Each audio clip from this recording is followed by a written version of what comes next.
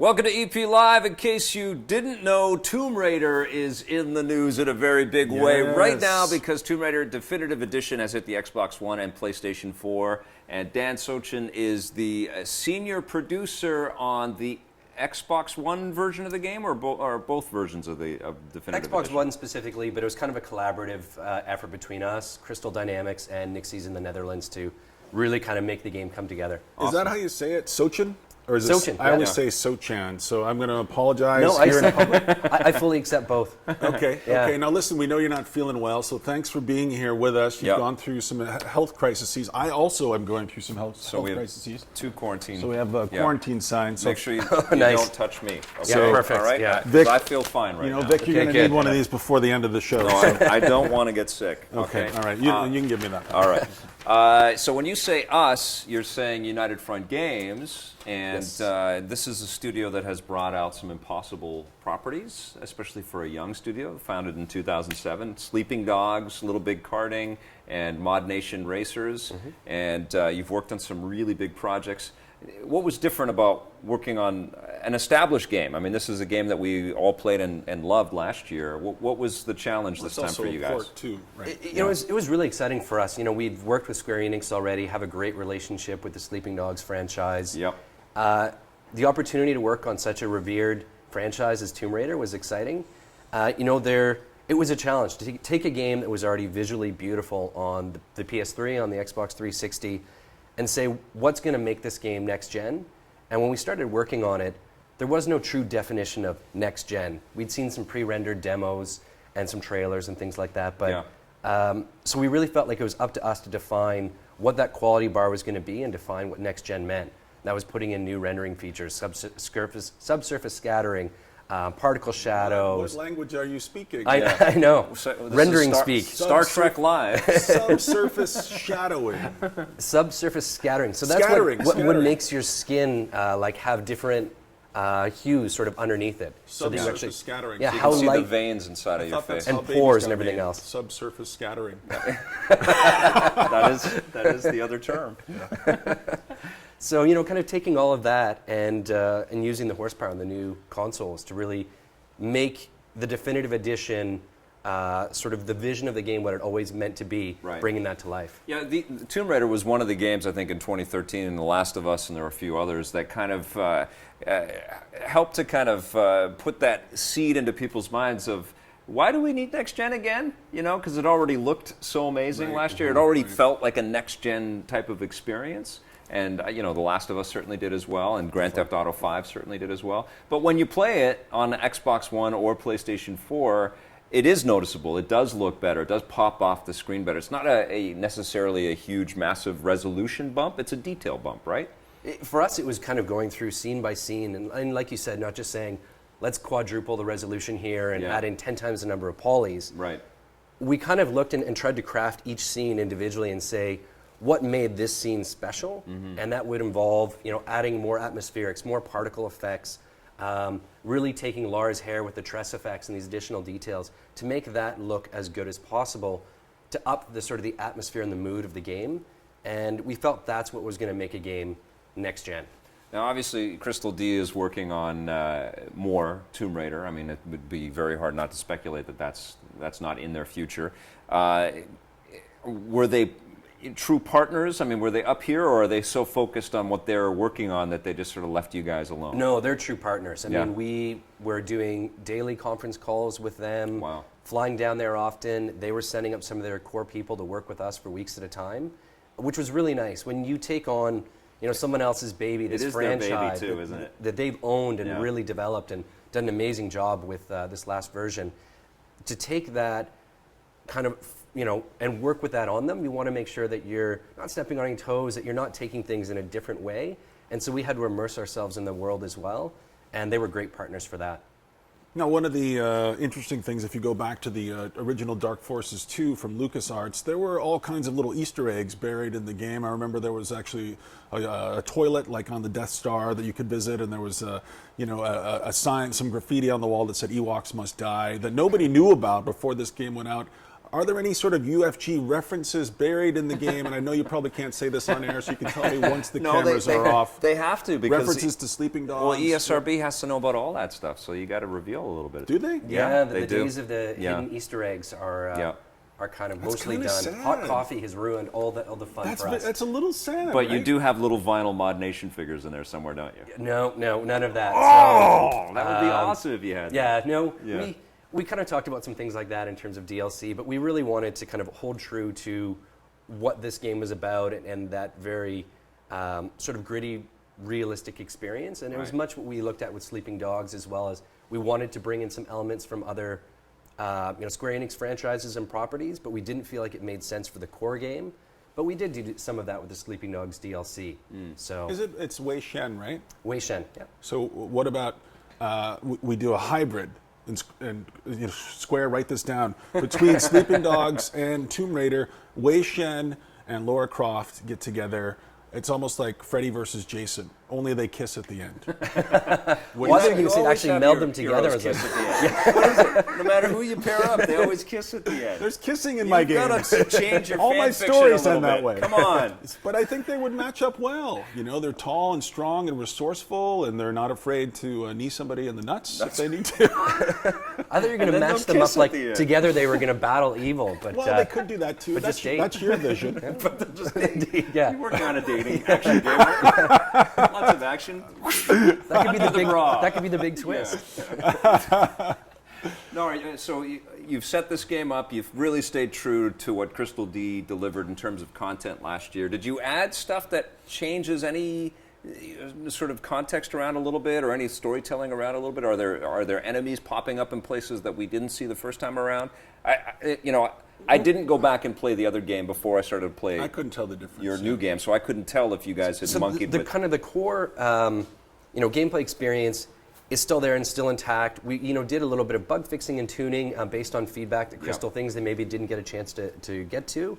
But beyond that, we were really trying to embrace more about the visual aspects of the game and not try and undo any great balancing that had already been done. Okay. So how much of this project then is helping to R&D and figure stuff out for future next-gen versions of sequels or wherever Tomb Raider is going to take us? Yeah, I think definitely a lot. Like we had a lot of back and forth between their tech leads talking about kind of what their engine could do and what our experience is, and some different techniques with lighting, with shadows, with the subsurface scattering, what those could be. And we kind of came up with best approaches, and it'll definitely allow them to take some of these and use that in future titles as well. It's very easy to get cynical about a game like this and say, well, this just came out last year, and I think you're probably getting some of that blowback right now from a lot of the video game fans that, play everything or bought this or played it or just are cynical, period. Mm-hmm. But I think what happened with this game and a lot of games in 2013 is we knew the machines were coming, and a lot of people slowed down on their purchasing, expecting some of this kind of thing to happen, but also saving money for next gen. And Tomb Raider didn't have the huge success that I think Square and Crystal D were kind of hoping for when it launched. So, it does kind of make sense as a next gen game. It makes sense as something to dive into, especially in this month. There aren't a lot of other choices out there. How are you, it's obviously it's starting to hit stores right now. You're starting to see reviews. How are you appreciating the feedback right now? How's it feel? It's been generally very, very positive. Like we're seeing lots of some of the early reviews in like sort of 9.1, 9.2, and these kind of scores. It's awesome. Like I think what we wanted to do was not just have people think, oh, this game came out a year ago, but this was taking the game and not just doing a basic port, but like I said, really going sort of scene by scene and figuring out what would make this a next-gen experience. Right. And people are saying that this is one of the most visually stunning next-gen games they've seen so far. And that took a lot of time and effort. This wasn't a couple of guys working on it for a few months. This was a lot of people kind of, like I said, in the Netherlands and in Vancouver, in Crystal Dynamics, all working together to kind of up the quality. And for us, the proof was really in the pudding when we put the game side by side with the Xbox and PS3 version, and then beside that, even the high-resolution PC version of the game. And that was some early comments we heard is, well, I've got the PC version. I'll just amp up the resolution on that, and that'll be the same thing. It's not. We added in a lot of new things that didn't exist in the previous version. A lot more vegetation to fill out the world. A lot of the scenes feel just more dense. That would have been the cynical thing, right? It's just Exactly. to bring the PC version right over to the PS4 and Xbox. That was our One. basic starting point. Yeah. And that was day one. And then from there, all we did is improve and develop more. You know, we're gonna move on and talk about some different things in a minute. But I did notice that there was some more vegetation in this version. Now, Yeah. Vic and I both played the PlayStation 3 and the Xbox 360 version. Finished the game last year. Yeah. Now the thing, I know it's going to be tough for you to answer this. It's not even really fair to ask it. But the thing for the definitive version of the game is I was just hoping for some one more little adventure, like some digression that wasn't in the original. And it's frustrating for me, and I think I speak for some of the gamers out there who are fans of the franchise and loved last year's version, to not have that little extra added push. It's in the multiplayer, I think, is the content, the extra content that you guys are delivering with this. The extra content, like all the DLC packs that came out from that came out after the game launched, all that's bundled together. So Yeah. for someone who didn't pick up any of the DLC, now it's all nicely bundled and well integrated together. And for someone who hasn't picked up or played Tomb Raider at all, this is the version that you want to play. Yeah. But would it have been tough for you guys to say, hey, listen, let's have a 20-minute digression where she goes to this town that you never saw before? Like, to build something like that, I have no idea how video games are made. It's like Santa's workshop. It's a blur to me. I've been to your office. I've seen the computers. I don't know what you guys do there. When you guys come, we hide all the elves so you guys don't know the magic. But how challenging would it have been to add another 20, 30-minute digression? Those are all the kind of conversations we have, and we obviously want to make the best possible game always. But it's about trade-offs, and to do something like that, where in the world or in the story does it make sense to have this sort of divergence? And more often than not, we found when we try and horseshoe in even DLC that directly is supposed to fit sort of into the game itself, if it's not considered upfront as part of a kind of core development, it feels shoehorned in, Yeah. It feels awkward, the story kind of starts to fall apart a little bit, and you're getting this emotional feeling of here's where Laura's progressing, and all of a sudden, oh wait, now look, here's this other kind of fun little side mission to do. A temple or something. Exactly. We just didn't feel like there was anything that we could tack on to this sort of well-crafted experience that was going to add value to the gamer. Yeah, it's kind of true. I think of all the DLC that we play, and we're playing some this week for some big titles, and it always does feel like cutting room floor stuff. Like it never feels fresh, or that it's like rare something that it does, yeah. something else for you to do Right. that's not particularly compelling. We is what I love should the call it. Dishonored DLC. There's been some good stuff some for good sure, stuff but, for there's- Bioshock. but most of it though is Yeah. kind of It's if you think of like deleted scenes from some of our favorite films, and more often than not, you watch them, you're like, oh, that kind of would have been cool if it was inserted in, and then you think about it, you're like, no, it's just a bit of extra fluff we Right. didn't really need. Now, saying all that, are there any DLC plans for the definitive edition, or is it one and done? At this point, nothing that we're really discussing. Okay, all right. Now, obviously, You had a little smirk there. Did you see that? I smirk a lot. yeah, yeah, But I saw something. built-in smirk. I saw something. Yeah. Just a happy guy. Now, because January has been a fairly tepid month for interesting news, especially if you're not making a game with the word candy in it. Tomb Raider with 30 frames and 60 frames per second, PS4 60, 30 on the Xbox One, that has bubbled up to be a thing. We both think it's kind of BS that is even really being discussed, because the game looks terrific on both platforms.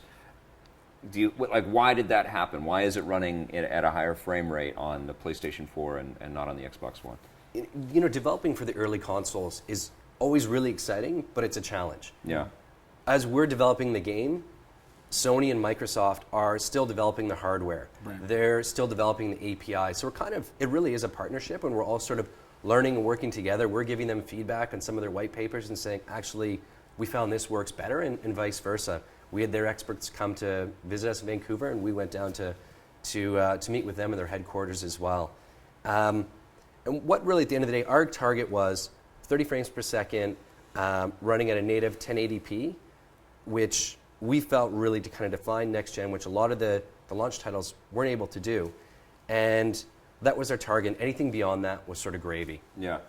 And so the PS4 hitting that higher frame rate is a bit of it was a win that you guys didn't shoot for. It just was able to happen.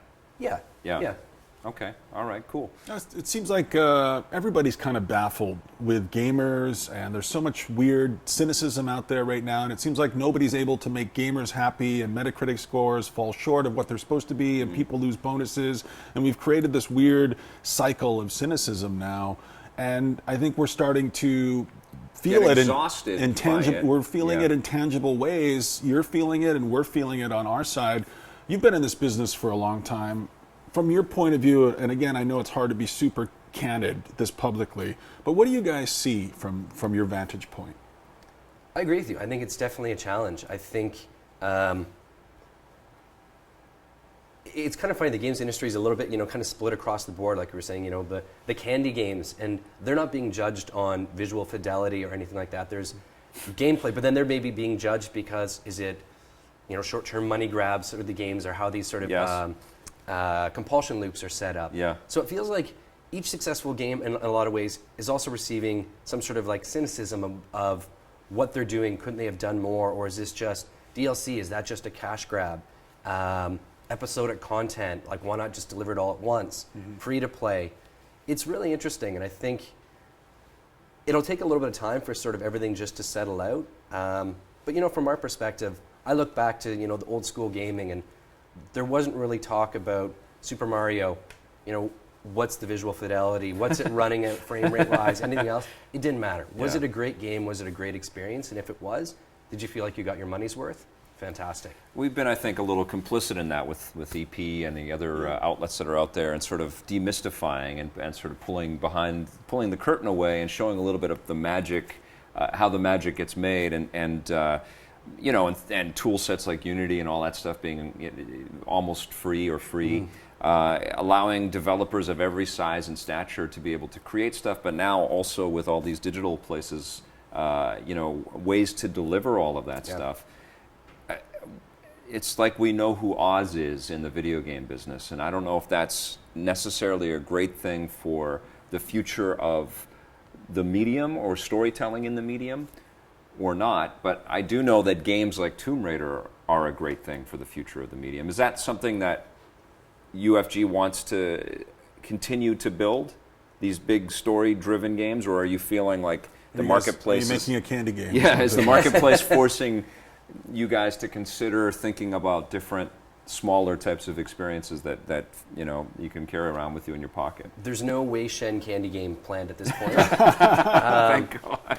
But it's actually, as much as I was saying there's a lot of cynicism, I think it's a pretty exciting time in games as well, though, that there are such a variety of different cool games. Like if I asked you guys what are the top 5 games you're playing, Yeah. it's probably one on the PC, one on the console, one on your mobile device, and that's pretty cool. Yeah. True. And that each of them now aren't just have to be AAA or quadruple A is a new term I've been hearing a lot lately. Right. And that people can make a really cool experience using Unity or using another tool set. A few guys in their garage, and we kind of departed from that for a while. And it's nice that there's this ability to not just create another FPS or an MMORPG, but that we can create a really fun little puzzle game that it's well worth the 99 cents you paid for it. Awesome. Maybe there is a kind of plateauing of the tech that is happening right now where, I remember the jump to the Xbox 360 and the PlayStation 3, especially the Xbox 360 in the beginning. Remember that Fight Night game? Like, it was incredible. Yeah. And they were showing the slow motion and the spray of sweat, and you're like, wow, I've never seen a game that looks this good before. But now, when we moved to the PS4 and to the Xbox One, we didn't see that big of a jump. And so maybe what we're all kind of learning in the sober light of day is that tech doesn't matter as much as quality game design, great stories, and we need to see more of both of those things. I definitely agree. I think there was this sort of push and a shift even to PS2 and sort of the Xbox One where I remember hearing from publishers it was all about visuals. The best games are the most realistic looking games. And now I think we've hit that sort of plateau, like you said, where the difference isn't that much more. We can kind of put a little bit more content in the game and we can have things running at smoother frame rates. But at a certain point, what additional benefit does that give the gamer? So it's fun. It's now putting the challenge back on game developers to think of interesting and innovative ways to keep people excited. Great storytelling, really good character development, and that's what we're seeing with The Last of Us. A lot of these really cool games that they're approaching in a slightly different manner. It's like the conversation we just had with Chris Van Dyke, and he's a visual effects guy, and he was talking a little bit about pushing the envelope, and that he likes to go with more stylized kinds of storytelling as opposed to trying to just fill the screen with all kinds of computer generated characters that may or may not all be top quality out there. And I think that's probably what it is. I think that the visual rendering with computers, we are satiated and a little exhausted with with people trying to amaze us with all this stuff.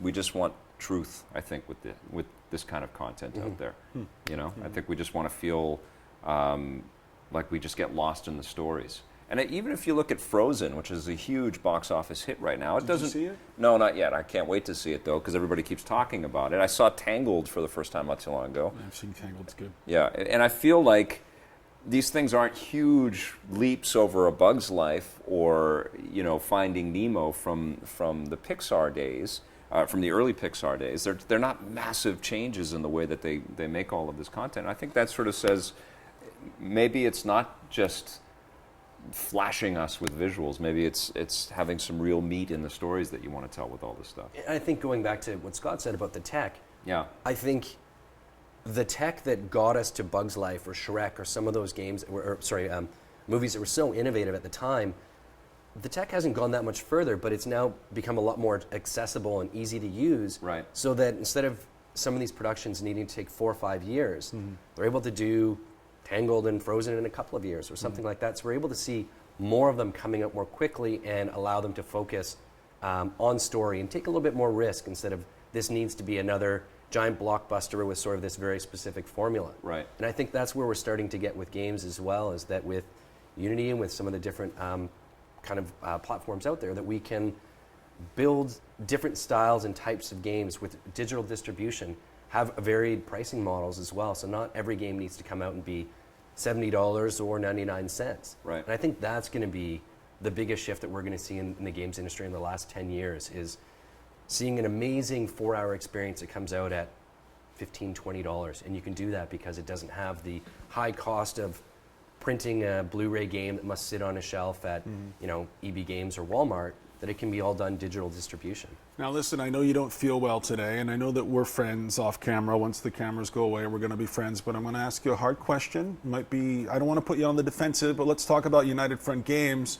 Now you guys have produced some truly terrific, really impressive AAA titles since your inception. Very ambitious. I mean, going back to Mod Nation, we're talking about Sleeping Dogs, we're talking about Little Big Planet karting, and yet you guys have never had that sort of breakout moment where you just go to the next level, the sort of Naughty Dog level.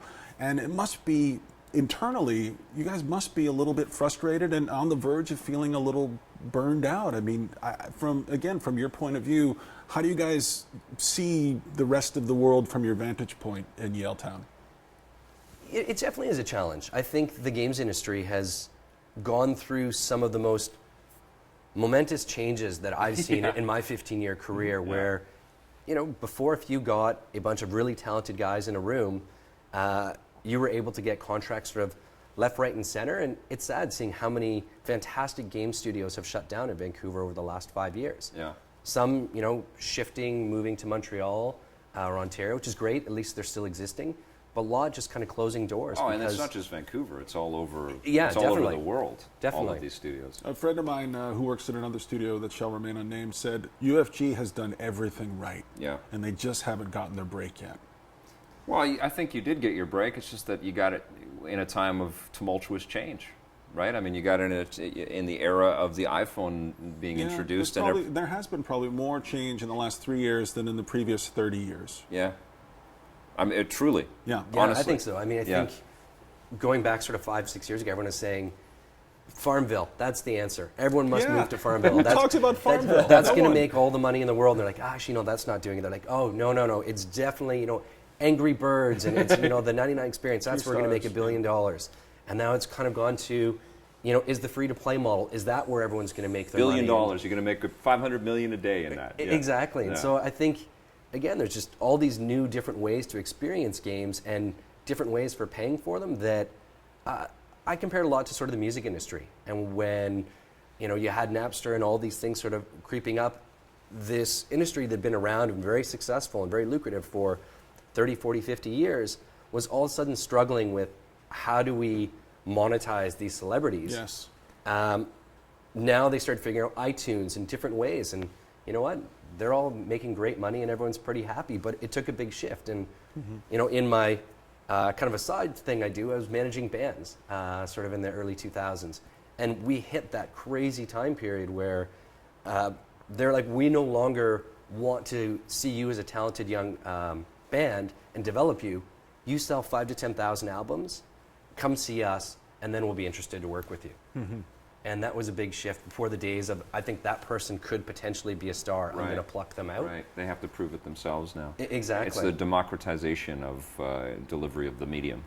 And what did that end up developing? Really cool stars like Lorde, who, this 15-year-old girl in New Zealand who's making these amazing songs, doing a lot of it out of sort of a home studio. Like, that kind of stuff is awesome, and I think the games industry, we're starting to move and adjust to that as well. Right. I think that's the saddest thing, though, is we're so, like, it's like the spider web. We hear something on the far side of the spider web, and we're like, oh, we must have caught a bug, and we race over there, and everybody else is there already, right? And we keep moving around and watching this industry, which used to have so much vision and spirit and pluck, just sort of do Me Too, which is all we've been really doing. Now I'm down on it. But it's why are we, like, where's the original vision? I know everyone's got to eat and everyone's got to make money, and games are bigger and more complicated, then you need bigger and bigger teams and more money to make these things, but it is that Me Too, that let's get over there and get some of that money before it all runs out. And now it's the candy stuff right now. Well, I think we went through this crash in the 80s for something kind of similar like that, where people sort of jumped in and thought it could just be a monetary win. But then, the lifers, the ones that really wanted to stay with it, and there are still some of those guys like Ed Logg, who was making games. I don't know if he's still working in games. He probably is somewhere. Who kept working right through all that entire period. I think that's going to happen again. I think that there will be this trimming of the fat, and people are going to get wise on what they're spending their time and their money on, and they're going to start to choose quality. And the quality stuff is going to win out, and the ones that are really reaching to build stuff of import, and to kind of change the perception of this industry will be the ones that continue to survive, and they'll still be making games. And I think UFG's ability to adapt and build games of every size and scale, I think, is going to be. It's been a huge part of your ability to maintain your independence in Vancouver in this crazy juncture, and I think it's the secret to your longevity. Yeah, at the end of the day, we're game developers, so there's certain things that are outside of our control. Yeah. But our belief is, work as hard as we can, make the best possible games, really listen to the community and try and stay ahead of some of those trends, but respond to what people are looking for, and work with great partners, and that'll produce the best possible quality games, and plan on continuing to do that for many years to come. Circle back to Tomb Raider for a second. You guys have, your reputation is for making more playful enterprises, like even Sleeping Dogs, as dark as it got, was still a very funny game. Mod Nation, very playful. And working on Tomb Raider, like, that's a much more grim It's world a dark game. tonally. Yeah. I mean, how difficult was it for you guys to make that shift? I don't think it was difficult for us to make the shift, because the story and everything was so well done, and the gameplay, really well paced, that we were able to sort of just really kind of jump in and immediately kind of follow suit. I have to say, first time playing through it, and just all the different ways of Lara getting impaled. He was this character that I kind of grew to love, and I was like, ooh, yeah. Yeah. But that stayed true to the franchise, and they've always had these sort of very grim deaths for Lara. But I think the biggest sort of way for us to change or think was a more of a linear experience, where Mod Nation and Little Big Planet karting were sort of user-generated content, allowing people to sort of really build and explore. Sleeping Dogs being a giant sandbox in Hong Kong, to have a much more linear experience where each individual shot needed to be compelling, needed to drive the user forward, was a bit of a shift in sort of mentality for us, but it was a great learning experience, and this, again, it was fantastic working with Crystal on that. When you guys look at the PS4 architecture and you think about what you could do with Little Big, karting, or Mod Nation, How does that feel? It's pretty exciting. Yeah. I think especially with the cloud, with how integrated sort of those experiences are going to be for gamers. I think there's a real potential where we saw this Crate Plate share that we were really excited to be part of, and That would with just us be a so little much bit easier, right? that that's kind of quieted down a little bit. I expect that we'll start to see that on the rise again soon. Awesome. It's so funny. It is so. I'm thinking about the climate of gamers right now. It's just like, why can't we have Mod Nation on the PlayStation Vita, or why can't we have this or that? Like, we always want something else, We do. And once we get it, Are you saying that because I just said that? that's not how you talk at Yeah, all. okay. This is my Vic voice. Oh, I'm Vic. No, but you know what I mean. Like, I it's just got excited. It's always the thing where. Yeah. Did you get excited when I said that? Well, I'm excited. I would love to see, especially Mod Nation. I think you guys But delivered it's like something you really make cool. those things and then you give them to people and then they're like, okay, great, we got what we wanted. What else do we want now? Yeah. And nobody buys it and That's nobody game plays it. making, though. I mean, or that's game consuming. I don't think it was always that Well, way, though. we always want to know where our next quarter is going to go. We're always excited. We I think want to it's see I that think stuff. It's newer than the quarter. Yeah. I don't think Well, it's now a- there's an entitlement thing. we do Yeah. this thing on the show where we ask. We complain. We complained already. Yeah, so, okay. But where we ask guests to recommend something to viewers, maybe it's a TV show or a movie or something that you've consumed recently. Could be a particularly tasty sandwich that you would like to recommend to people. I'm kind of putting you on the spot here. We didn't talk about this beforehand. So you can take a minute and think about it. I'm going to recommend something. Okay. On Netflix, there's a documentary. It's about Ricky Jay. Now, he's a sleight of hand artist Oh, yeah, guy. yeah, He did yeah. a bunch of shows on Broadway with David Mamet. He's in tons of movies. He's in tons of movies. He's Yeah. a terrific character actor. You know exactly who this guy is once you see his face. But it's this great documentary that explores the history of sleight of hand and how he has adopted this as a craft. He spends 18 hours a day, like shuffling cards and learning new things and teaching himself new things. Deceptive Practice. It has a terrible name because it sounds like a bad doctor show from the 80s. But find it on Netflix and watch it. It's completely compelling. I definitely wholeheartedly recommend it. I'm going to recommend Tomb Raider Definitive Edition. I've been loving it. The review's going to air this. Bandwagon. All right. So what are you going to say? It's funny, game-wise, I don't have anything too kind of new or exciting 'cause I feel like I'm always catching up when For when sure. you're busy filing a game. We are too, yeah. So I'm playing Last of Us. I'm playing BioShock Infinite. Like I'm playing a lot of the games that were sort of big in the summer fall where I was pretty swamped with Tomb Raider. But Netflix has definitely been something I've been checking out. Searching for Sugar Man. I absolutely loved that documentary. Yeah. I thought not only was it really a kind of a nice story and humbling, but almost mind-blowing without kind of ruining it for anyone. But the fact that this person can exist who's this massive celebrity in one part of the world and not be known whatsoever in North America where he was from was really interesting. And on a more whimsical side, the show Better Off Ted.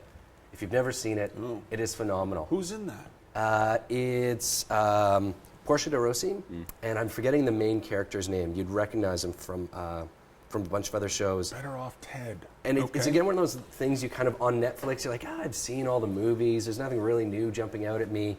And so there's some show, you're like, I guess I'll check it out. Watch the first episode, and I was absolutely hooked. All right, I'm It has in. a very much I'm in. Arrested Awesome. Development kind of feel.